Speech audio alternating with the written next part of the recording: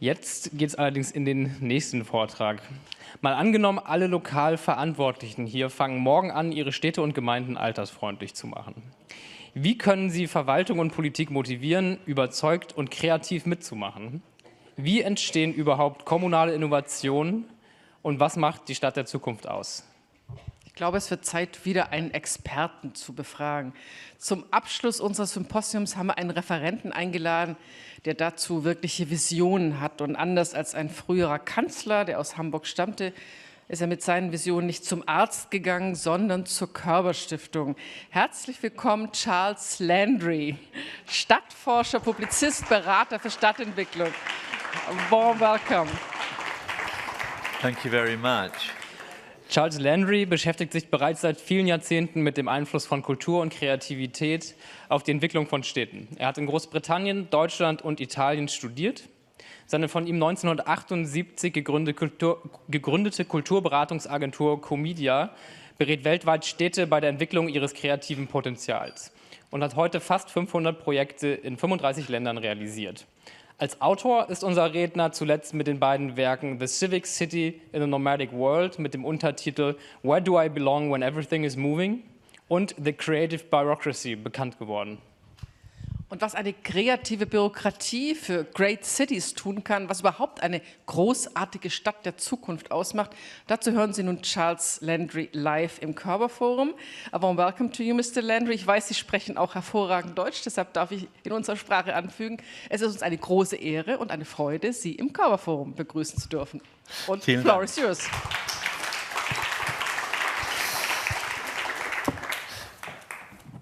Anyway, I'm really pleased to be here again. Last time with Kai Michael, now you, Karen. That's very nice.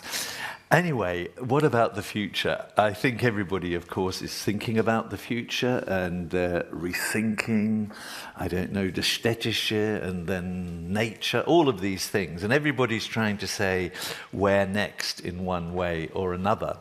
And there's probably a global agreement, as we'll come to, about what we really want. The question much more is, why is it not happening? And the dramatic transformations that we all know about and we're experiencing day to day have a quite substantial effect. And one dimension, I think, is not really assessed enough, is the psychological dimension. What's it doing to our brains and how we feel and think and so on. And that is true for younger people as well as older people. And sometimes the result of not thinking that through has dramatic effects. I'm not saying that buildings will look like this, but just like Brexit is partly, for me at least, some reason of overwhelmed by the world around us, so to say, oh, let me take control, is one of the reactions. And one of the main dimensions of this change, of course, and we all know, is the vast, massive breakthrough, which is, of course, the digitalized world, which is all embracing in every sense. And you know all about that, Uber, Airbnb, Facebook and so on, and these are all disruptive technologies that change the way the world works. And within that, you know, we're experiencing it every day. Big data is involved, and every time we press cookies, yes, another person knows more about you than you want to know. So a reaction as well that is increasing is that we want to control our own data. But what this enables, of course, is also this here-there phenomenon, that I can be here, I can be there. And again, that creates an element of instability. And one dimension of it that, of course, is positive is that you can share things. You can share cars, houses, and many other things, and we'll be sharing more and more, because owning things. Do I really need to own a hammer when I only use it once every month? Do I need to own an electric drill that lasts for 200 hours and on average people only use it for 90 minutes? So I might as well share that. But there's other forms of sharing, and this is what I want to focus on in my conversation with you, which is really that sharing between different generations, different groups, different types of people. And I was chairing the European Capital of Innovation Award, and one reason we gave the first one to the city of Barcelona was because it used a device, it was basically a smartphone, to communicate with your doctor. And that sounded okay. Yeah, communicating with your doctor, so old people are learning about smartphones. But the net result of it was unexpected, that of course they were communicating with their grandchildren, they were doing all sorts of other things with that. And so that's a classic creative project where 1 + 1 = 3, or has more and bigger dimensions. Now, of course, the issue of this understanding between people, generations, and so on, is of course that younger generation is moving sometimes a bit fast, perhaps it's a bit unfocused, we don't know. Perhaps they've got a new mind that can deal with all of that. We'll see in the future. But one of the things is this question of parallel lives not only between generations, between population groups, between migrants, between people who've lived there forever, and so on. And so that question of parallel lives is one of the major problematic fault lines in all cities, particularly bigger cities. And so that question, I mean, this happens to say City of Tolerance in Lisbon, but that understanding, it should of course be more than tolerance, it should be interaction and so on, is really one of the big issues. Now, these developments for many people are really incredibly interesting, and they are. They allow lots of opportunities to happen, but of course, as with all new technologies, there's a flip side.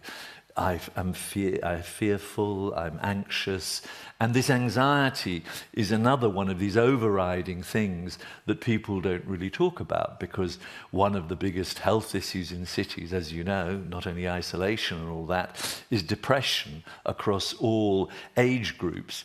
So the situation is interesting, but quite fragile.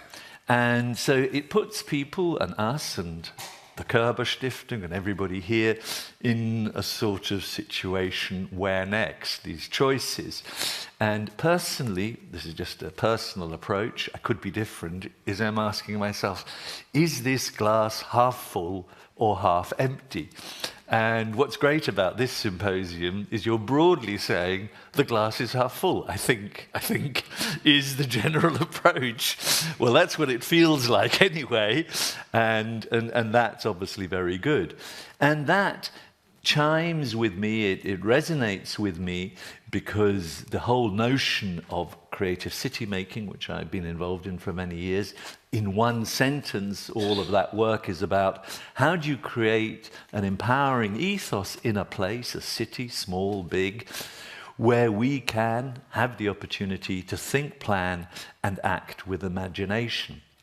And one dimension of that is this whole idea of, can you reframe questions, problems, opportunities? Can you look at them in a different way and test whether the way we always did it was okay? It doesn't mean we have to change everything, but at least we should ask the question, can we do this differently? Should we do this differently? And I remember seeing a big poster in Perth, Australia, in 2005, I think it was, and that really hooked me into your agenda. And it was this image, and it was an amazing image, and it said, is this woman wrinkled or wonderful? And I know that's trivial. Of course we can say it's trivial. But what I like about it is obviously its communication capacity. So since then, I've been looking at older people. I look at myself in the mirror because I'm also old. And I ask myself, is this person wrinkled or wonderful? I keep on asking, are you wonderful? And occasionally I say to them, are you wonderful? And she says she can't understand a word I'm saying. Because this is in Georgia. But anyway, you get the idea. But nevertheless, there was a response, and I'm communicating a bit with someone from a foreign culture. And then I'm also asking, you know, I looked at these people in a flight, and you know, and earlier today, Kleinholz was talking about cruise liners and cruise ships, and I thought, yeah, perhaps they're also going on a cruise. But in fact, they are not. I gather that they're doing a lot of volunteer work in a different country. So perception is obviously one of these things that we have to be careful about. But nevertheless, you know, looking at the world when you're older obviously raises a whole series of questions, and one of them, but I would like to focus on, is that they could be creative people as well. And for me, it took me many years to work out this sentence, which is why I like creativity, is because it's a renewable resource. It's just like, it's so amazing. It's just renewable. You can have more and more of it. If you practice it, you get more and more of it. And heritage can be reinterpreted, of course, and this sounds a bit more physical, but is non-renewable. But you could switch that into old and young, if you wish, that same metaphor that I'm talking about. And what I believe then, when one thinks that way and brings these two things together, that you suddenly find hidden resources and hidden potential. Now, if we just for the moment, because I'm talking also about cities and not only older people and seniors and so on, just a reminder of the great rethinking that's happened in cities over the last 30 years or so.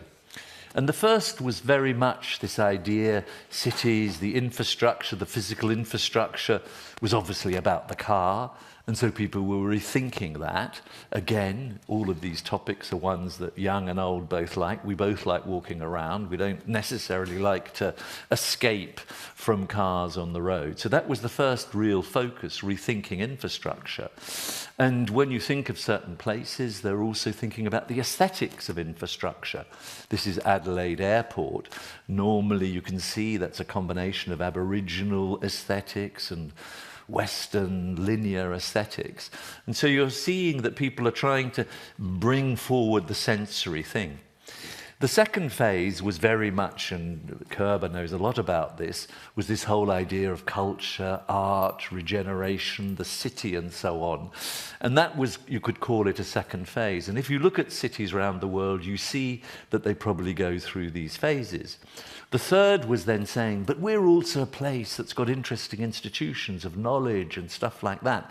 How can we make the city itself be a place where knowledge is shared, beyond only, of course, people who are 26 and whatever?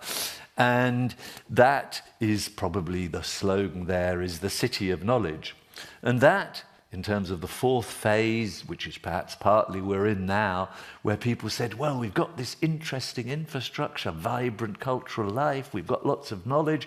Ooh, this is the ideal place for a startup culture.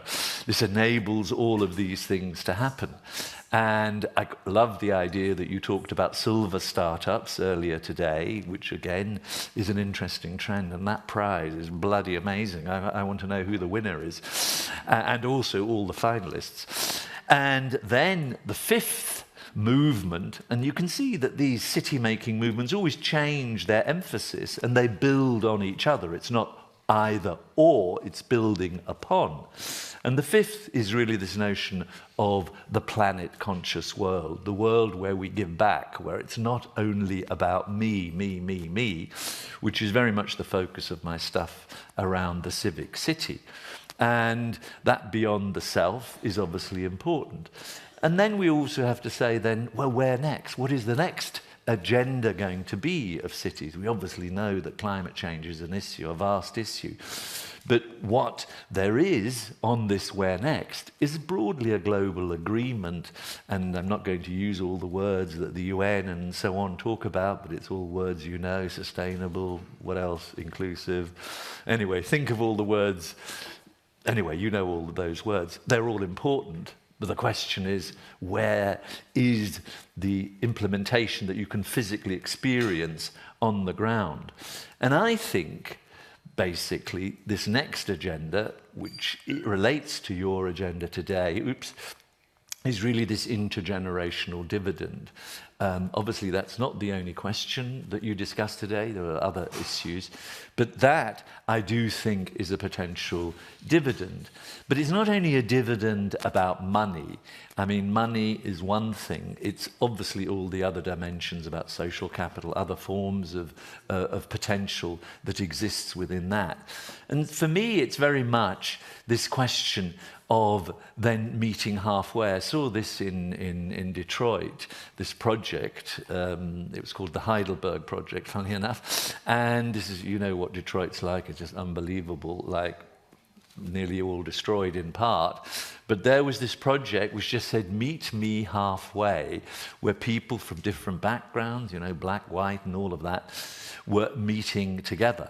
And I took a picture because I know that Belfast is here today. Hello, Belfast. And you can see this, and I just looked at this picture and I said, I don't know if you can see it closely, but there are a hell of a lot of types of people in that room. There are some pretty old people, there are rather young people, they're so small that you can't even see them, they're in the pram. There are some Arabs there, there's some Chinese there, there's a black person. Anyway, I just thought this was a great event. And the reason why I thought it was great is I think so much of what we're talking about is really incidental. We obviously talk about policy, strategies, and all of that. But the things that often make the difference are these everyday things which don't necessarily have the label, hey, this is an intercultural, intergenerational, old and young event. Come to it. It's just some old guys playing some music, and there's also some food, and you can buy, etc. So I think the incidental is really very, very interesting. But you can see interesting examples like that all the time. This guy I met in Lisbon who started his version of ReFood, which also exists here in Hamburg, you know, recycling food that is not eaten in restaurants and so on, and giving it to homeless poor people. But you can see he's quite old, he's 72, and he's on his bike taking the food to homeless people, and there are 120 of his friends. I don't know if they're all his friends, but anyway, in the group, doing that. And there are many other examples like these two people teaching each other how to cook. But there was one example I saw in Mexico, which I thought was fantastic, and I just wondered whether one could develop this. You know the UN agenda about cities, the future of cities, you're all aware of that. And there were these children who were, being 50 of them, I think they were, making a city. Now, clearly, they didn't necessarily all agree, and some people wanted skyscrapers, others wanted this, and all of that, you can imagine. Boys tended to do one type of thing. Well, I'm being cliched, but there were sometimes differences. But I just wondered whether one couldn't, in fact, collectively, times 150, cities in Germany, places in Germany, just have collaboratively doing some city making between young and old. So what I'm really trying to emphasize here, and I keep on using the word heritage, but you know what I mean, heritage and creativity, or, I misspelt that, sorry, or old and young, in other words, can be a great partnership. Obviously not. You know, everybody's got to be awake and alert, and it's not about just keeping the past as the past. But if you think of city making, funnily enough, what you find so often, when people are thinking of the fresh and the new, here, for example, is a discussion I was involved in about the future of Paris. Now, isn't it interesting, of course, it's in an old building. These discussions about the future of places, I've found statistically, it's not scientific, Kai Michael, but semi-scientific, they always seem to take place in old buildings. And there is also some places, this is Japan and religions, where the old and new is completely merged into one, because you know that in Shintoism, this Kagusa temple in Nara, the thing on the right, they say this temple is 980 years old. Well, what they do actually is every 30 years completely rebuild it. But because the idea, the essence of what it is in there, they say that red stuff there is 980 years old, and that other stuff, this is very new, this is probably 80 years old, is also 980 years old. So a lot of it is really about our perceptions of what is old and what is young, and perhaps we should even get rid of that, and so I'm not going to talk about that anymore. So, one of the issues that might be worth highlighting is the whole notion of how we think through cities, and this is more European than Asian, North American, and so on, is that we're really all focusing on this co-creation dynamic, words like civic urbanism. It doesn't matter what words we use, the right to the city and responsibility to the city idea. And you can see across Europe lots of events and activities like this one in Amsterdam, which is an annual event called We Make the City. And what's interesting in that, although it focused on different things, not only economics, the sort of words you can see here, equity is obviously one of the big words, again, the dimension that you're talking about today, even though we know about the age-friendly city movement, the WHO, your stuff, is actually, believe it, I'm amazed that it's not even more widespread because it seems so obvious. It's a bit like a elephant, what do we say in English? The white elephant in the room. You know, none of us see sort of the obvious. And that's obviously about these other things like here. There was a whole presentation around the just city. Justice, yes, we want it. But it didn't really incorporate your dimension. But the other issue around this new dynamics of city making is really breaking down the way public institutions work and the citizenry work together. And the great example here is something you probably know, which is the Melania Declaration of 2014. That sounds very dull, doesn't it? But the content of it is incredibly interesting because it's about sharing facilities. And how this started is two old women wanted to give to the city 2 benches for their park that was in front of them because they wanted to sit down in their park next to their housing. And it was not allowed. They went through all sorts of processes, and they couldn't be generous to their own city. So the mayor thought, Christ, this is absolutely crazy, what's going on here? And decided to create this declaration, which essentially now has a whole series of, I think it's about 150 facilities in the city that are jointly co-created, co-managed, collaboratively, cooperatively put together. And that changes the whole notion because it sees the cities as a common ownership, not only of the public authority that happens to have been elected. And that is part of a wider movement, which you know, which is, of course, I heard the word earlier, crowdsourcing the city.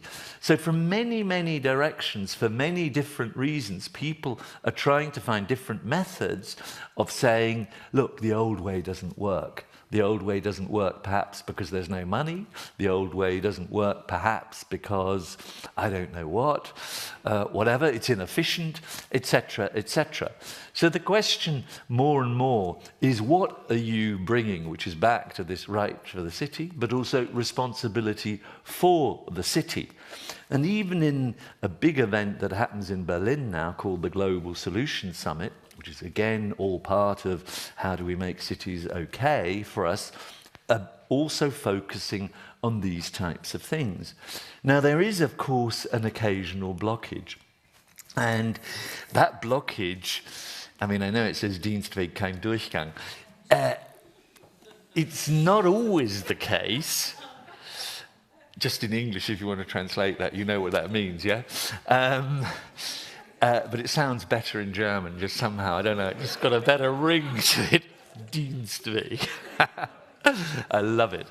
Anyway, the point is, there is a Durchgang, and there will be one, and I'm going to talk later about this event which relates to the creative bureaucracy, which I'm going to come to a bit later.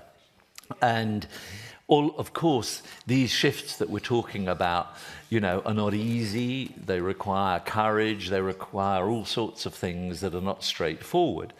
But there is another big issue that is floating in the world, which is this bigger context, which Jonathan just mentioned.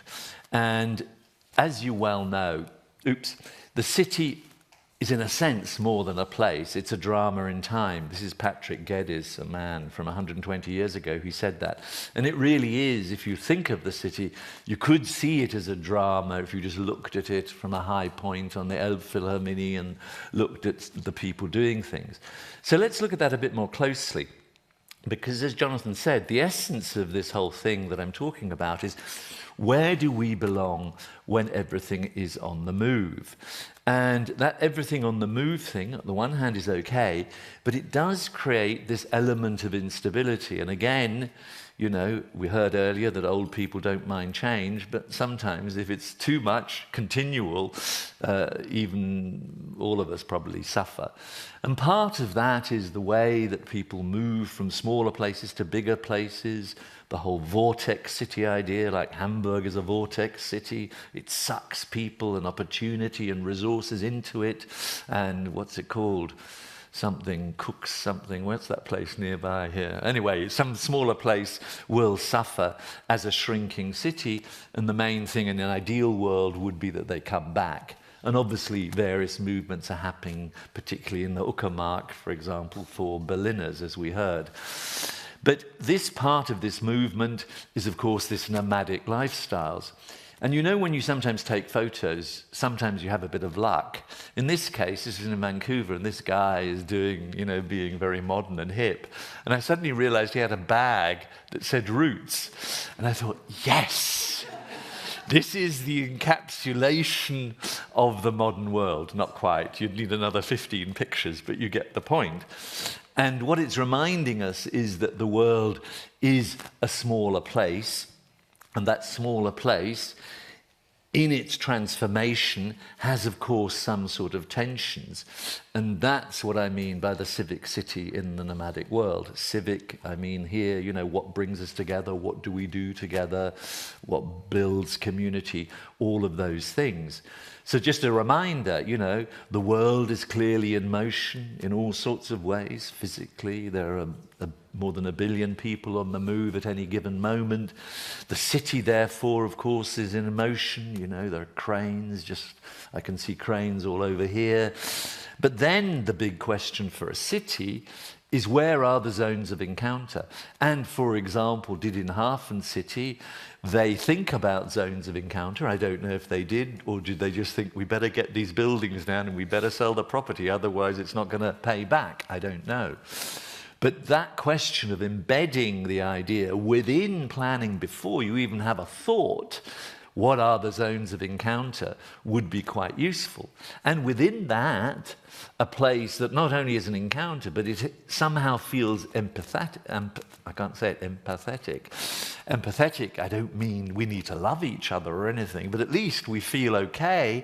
We feel okay to say hello. And that hello, 1,000 hellos, may lead into very unexpected places. And so this question of zones of encounter, I think public space is really incredibly important. And the way then public space then leads into slightly more private space. What I like about this building, for example, you have to go up steps, I realize, but at least when you open that door, there's a sort of space, and then you go to another space, and then you're down here. So there are 3 spaces going from the less intimate to the more intimate. And that's also a city feeling. And that's where places like libraries tend to be, or the modern library. You know, the old library is the classic one, you know, big columns, I come to knowledge, and all of that, whereas the modern library is an exterior living room. But you know something? Even banks are going funny. This is the Friedrichstraße Deutsche Bank in Berlin, and it's a third place. You sort of go in, you think, where's the banker? There's no banker, I can't see a banker. Oh, but there's a performance there. It seems to be some sort of meditation center going on, etc., etc. And you obviously have coffee and all of that. But so if even banks are thinking about the notion of third places and the sense of the outside, the public, the semi-public, the private. This is the interesting flow and dimension that is really incredibly important. And there are, though, occasionally emblematic things, and our friends from Tampere will know this. This is the design 2012 Helsinki Design Capital building, which is, in a sense, I would call it a place of reflection. And what's so beautiful about it is a collaboration between social services and the Lutheran Church. And the people who go in there, you know, of all sorts, and they're just sort of you know, they're calming down, just like you see this wood, they're calming down. And I think we need to think through new forms of places, physical points where we get together. I mean, there's obviously the cafe and all of that, but there are many more options that we could imagine. And one of the things from the point of view of city making is there tend to be certain constants. If you ask people, what do you want, where do you want to live, how do you want to live? And they seem slightly contradictory, because the 5 words I've got here, and this is based, again, on great science or not, but several 100,000 interviews of people, what is really important to you? And they seem to be these 5 points about anchorage, which is obviously about I know it, heritage, tradition, familiar, the stable. But then people of all ages, I have found, also want the opposite, options, choices, can do, possibilities, which seems different, but great cities, of course, can combine both and all. The third is they want connection. Connection, obviously, be able to with trains and all of those sort of things, but person-to-person connection. And for me, this question of starting with the incidental to allow the serendipitous to take place is really key. And the fourth thing they want, it says here aspiration, but perhaps better, is flourishing. They want to flourish, to be the best they can be at whatever age. And in a sense, when I think about it, hey, I want a bit of anchorage, possibility, connection, flourishing, and inspiration. I think, wow, this is a place I want to be. If I said this, if I described to you a place that had all that, I think it would be quite nice. So anyway, it's partly about memory, but memory is not only older people who have memories, want to share memories. It's all sorts. And those memories are also, of course, this is, by the way, also Belfast, a long time ago. That shop doesn't exist anymore. But anyway, it's obviously about identity as well. Who am I? Where am I? And so on. But it's this connection point is really reminding us of the essence of places. And I think this applies to very small places as to very big places, which is really meeting, coming together, exchanging. Historically, of course, trade. We're in Speicherstadt, you know, one of the great trading places of the world, which is unbelievable. And I just have to say that to myself again. This is unbelievable. So trade, meeting, talking, doing things together, whatever that may be.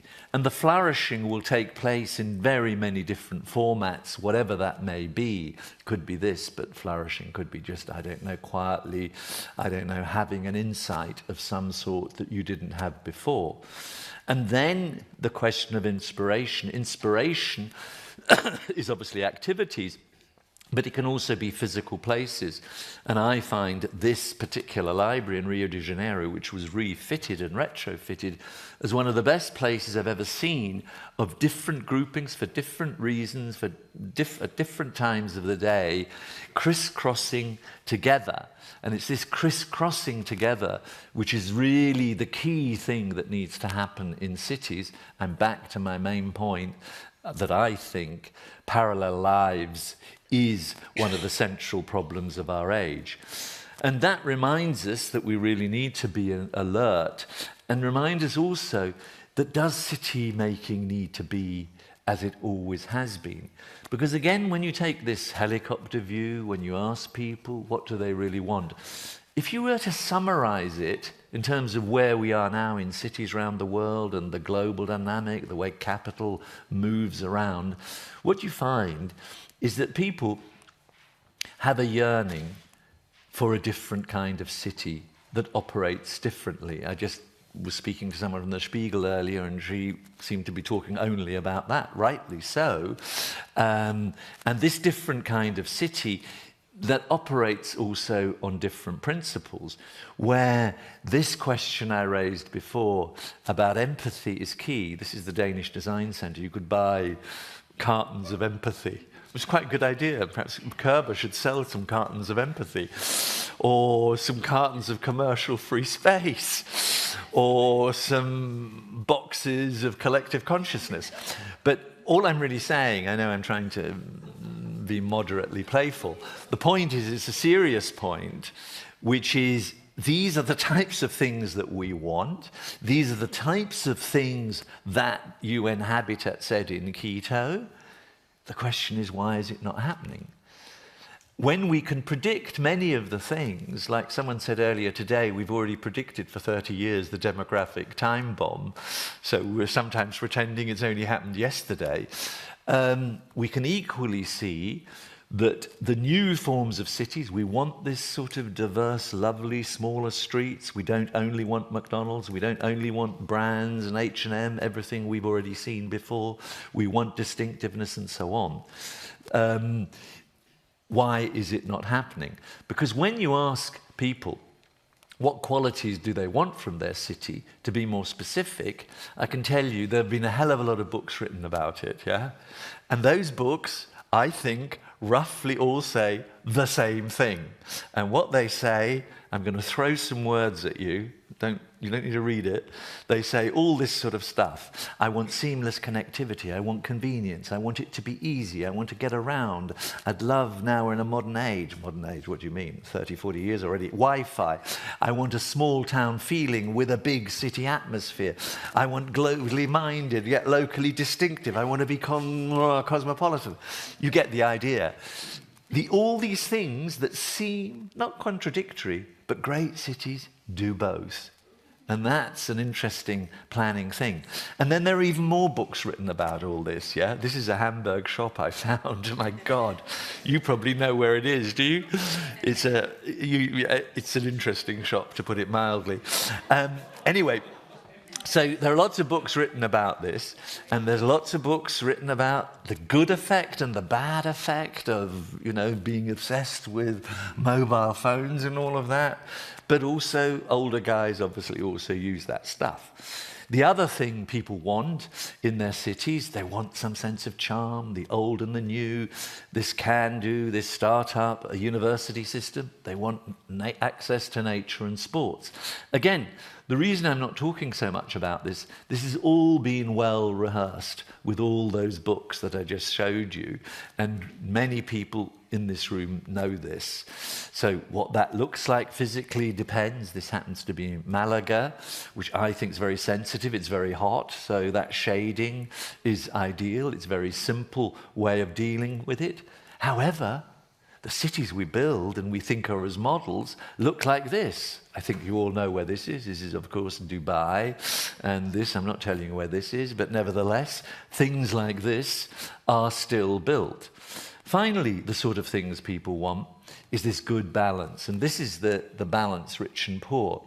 And that, it's easy for me to stand here and say, yeah, we need a good balance between rich and poor, but that is a completely different question, and this is where, new forms of income and all of that come up. But one of the most important things about great cities is they have also great neighborhoods. It isn't just Berlin-Mitte, it isn't just, whatever it's called, Jungfernstieg, whatever it's called. It's also these other areas, and that gives us potential in growing populations because you can densify these hubs, they can be different, so the personality of a city becomes the sort of patina of all the, patina of patterns, no, I meant the pattern of all of these different types of atmosphere. But increasingly back, people are demanding more say. And why are they demanding more say? Why is all these new movements coming, the urban common movements? Because they feel the elites, the decision makers, have actually gone about things in a siloed way. And we all know that the Spartendenken funktioniert nicht mehr. Of course we like the specialism, of course we honor it, but if you only let the transport person decide what the road looks like, it ain't going to be very interesting. It really needs a collective discussion with others who have different perspectives to say, what does a great road? We wouldn't use the word road, we'd say street. What is a great street? We then decide collectively what is a great street, and then we come back and say, how do you need to change your planning rules about a street? So when you think about all of these things, there are changes. This again is in Helsinki. Now you may think this is just some sort of furniture shop, but it is actually an educational place. So at every level you can find that what people are wanting is this sort of combination between the intimate and the open. There's always these balances, this village feel with a cosmopolitan, I mean, we're talking about the city, but I do also believe people who live in villages also firstly like cafes, they secondly like watching the world go by, thirdly they do like to be globally connected, etc., etc. So, put another way, the same stuff, planning needs to be integrated. We need to integrate the thinking, acting, and seeing the world, the city, the place, through the eyes of others. I think this seeing through the eyes of others is so easy to say, so difficult to do, as we heard earlier this morning. That man, I don't know where he is, you, yes, you. It's so easy to say, so difficult to do in reality, even though it's obvious. And then perhaps just add a few words to planning. A friend of mine, he invented the phrase healthy urban planning. And I thought, that's an amazing miracle. We had urban planning, and he just added one word, healthy, to it. And suddenly the whole idea of planning changes, because you look at planning through the eyes, is it making me healthy? Which of course means you do more walkability, which of course means you think about mobility in a different way. So sometimes concepts, and that is actually a concept, healthy urban planning, as distinct from urban planning, really makes a difference. You could also, in my view, I think you need something about aesthetics. And when you then look at things closely, I just picked this picture up, I was just thinking, I don't know if you can see it, that old woman is trying to get off this tram. This woman is trying to get on that tram. That step. I mean, this is not rocket science, what needs to happen for that woman to get on that tram, for that older woman to get off it, and that poor guy whose bottom I can see, I presume he's the dad, trying to lift the thing up. But there are about 1 million things one can do, but none of them are really rocket science.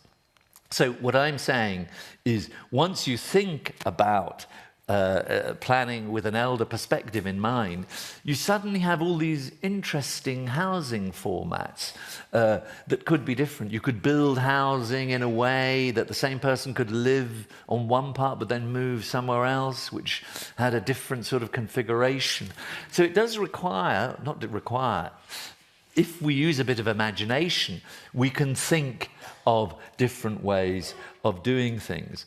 And here I put the City 3.0, a Culture 3.0. That's just based on my idea that the first 1.0 city is only thinking about hardware, the 2.0 city is more thinking a bit about collaborative planning, but the 3.0 city is one that is much more to do with co-creation, co-design, involving people, and so on.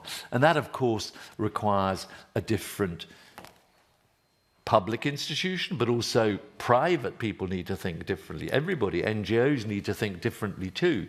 And that's where the big issue of trust comes in.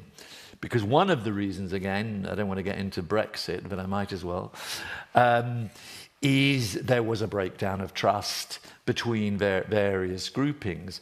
And I was involved recently, I sort of inspired or created something called the Biennale of Trust in the Ukraine. I thought, it's great, that's the right place to do it. Everybody will think Lviv is corrupt, let's create a Biennale of Trust in the place that apparently is corrupt. Anyway, we had meetings about media transparency and the ex-KGB people in Geheimdienst, you know, interesting stuff. But there were lots of competitions around trust and so on. But particularly, there was this event which happened all over the city called Breakfasts of Trust. So you had to bring something, and these people, some of each other, knew each other, but you had to trust that the food they gave you would be okay, that you wouldn't be poisoned, but you would also, through that sharing, obviously food is the easiest way of doing that thing. Because what I'm really saying, I said the city making is a drama in time earlier, that quote, is one has to, in part, be both playful and really treat it to some extent, and I'm not trying to be trivial, but there's an element of performance in how to do this, because it's also about communicating core ideas. But again, I put this in because Chamfer is here. That was one of the things that happened initially in the restaurant day, which happened in Helsinki, which of course initially when it happened was forbidden. And then the mayor said, what did we say in our vision? We wanted a vibrant, vital, so-and-so city. Hey, all these people suddenly opening restaurants without permission on the street is actually what we wanted, this civic activism. But here again, you can see there's a mix of people of different ages. So without overgoing this point about gathering places, I do think this question of meeting places, and I know you've got projects about opening museums, I mean Körber has, about opening museums and cultural institutions, but how that looks, where it happens, is very interesting. And I come back to the point, it comes from the outside into the building, because often the weather is not good, as we well know, so the building better be open. Now, question, how far have we got in all of this? Because this is all incredibly easy to say. Well, the result, as it says here, is not quite perfect. And this is a building in Essen, you probably know, but the same person who built this built an intergenerational apartment block, and the cafe I just showed you before was where these different populations, groups, age groups live, but they're also down in that place, gathering place below. So we have got an institutional question that we have to ask ourselves a bit, and who knows this building? I think you all know this building. No, I only took it because it looked sort of a bit architectural, but this of course is the Berlaymont in Brussels. Now, there's nothing to say, but even they, I hope, will get into your agenda. And I don't think most cities have got that far. This is Belfast. I thought I'd put that in for you because it's so beautiful. Your city hall is unbelievable, which shows the pride of what civic life was about and hopefully will be about in the future. But the key question then, within all of this city making, has it gone far enough? Is city making, are the institutions more open or more closed? And I feel they're more closed than open. And one of the things that is important, I believe, is to generate within the city and messaging that the city says of itself some spirit of generosity. You probably can't see that here, but it says, if anyone who sits on this bench, I have the right, I'm open to having a conversation with a complete stranger. Or, as it says here, this is also in Belfast, by the way, practice random acts of kindness. Or here, free hugs. This all might sound cliched, trivial, and all of that. But the civic, actually the atmosphere that these types of things generate, times 1,000, is the sort of city that begins to bring different people together, which brings me to my final bit here, which is about the creative bureaucracy and its radical common sense. Now, I believe, and I think we probably believe together, that we're in the midst of redesigning the world and all its systems. So we obviously need an ambition. We're in Helmut Schmidt country here, so we don't use the word vision. But we need an ambition, a picture, an image of where next. Now, what is that image is, of course, to be collectively discussed. Now, the reason I used the word creative bureaucracy is because it seems completely absurd. But what I'm trying to do there is to recapture the positive things, because everything we do, in some way or another, the public administration is involved. And of course, the cliche is it's like this. There is, of course, as we know, even though for 50 years we've talked about breaking down silos, there is still this lack of capacity to think in an integrated way. But nevertheless, the argument that I'm making is that we can think afresh, and that there is talent. Not everybody in these institutions is stupid. The question is something else is going on, which is to do with the structure. And of course I believe in law and all of these things. It's not about just a free-for-all, but it's the structure and the system. And as you probably know, I mean, this basically means garbage people have talent. You can already, this is Berlin, it's basically saying there is talent at every level, but it's normally blocked. And in particular, there's a problem of a misalignment between people who work in public institutions in their private life and the way they have to behave in their their work life. And this is an incredible tension which is making recruitment very difficult for public institutions. And one thing public institutions need is intelligent, clever, ambitious young people.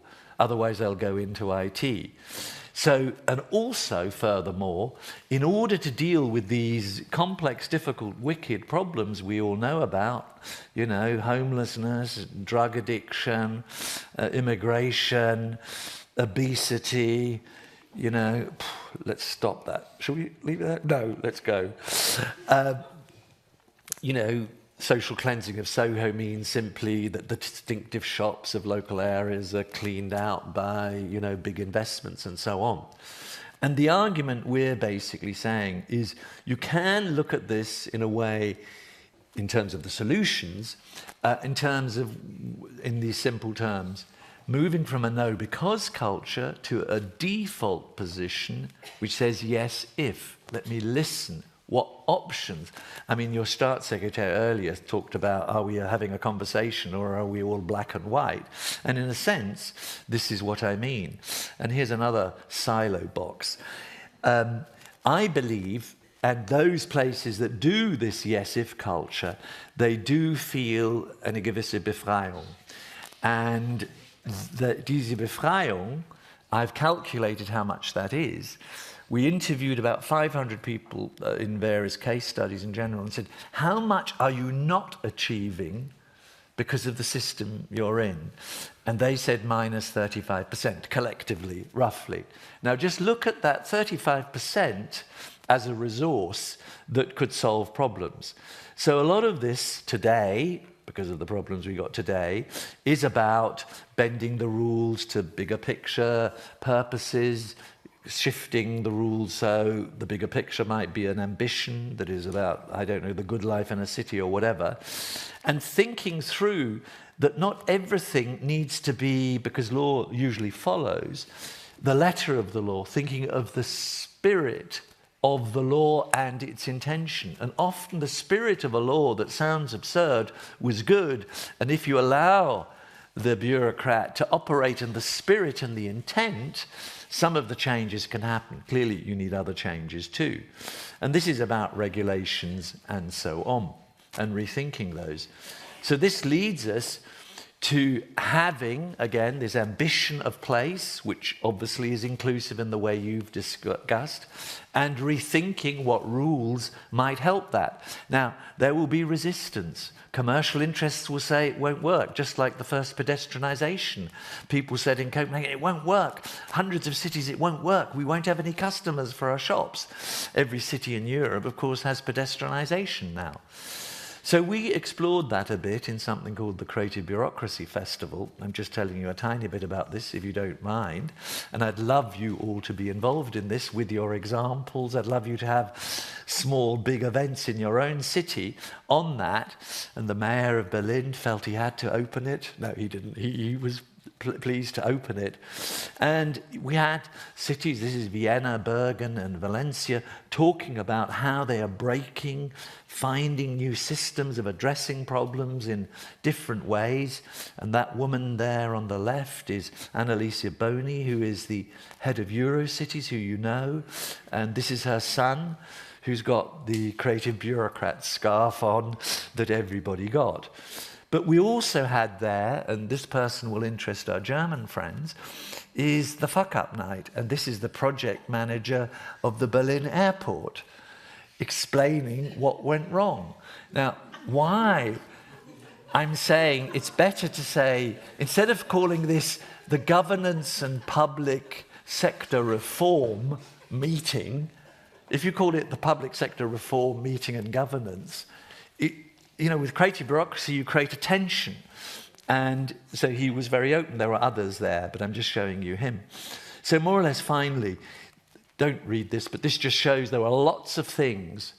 And in relation to what you're talking about, we've got the classic problem is, are older people, elderly people, the box, or is it something that applies to everything in an integrated way? And of course, we know it needs to integrate across.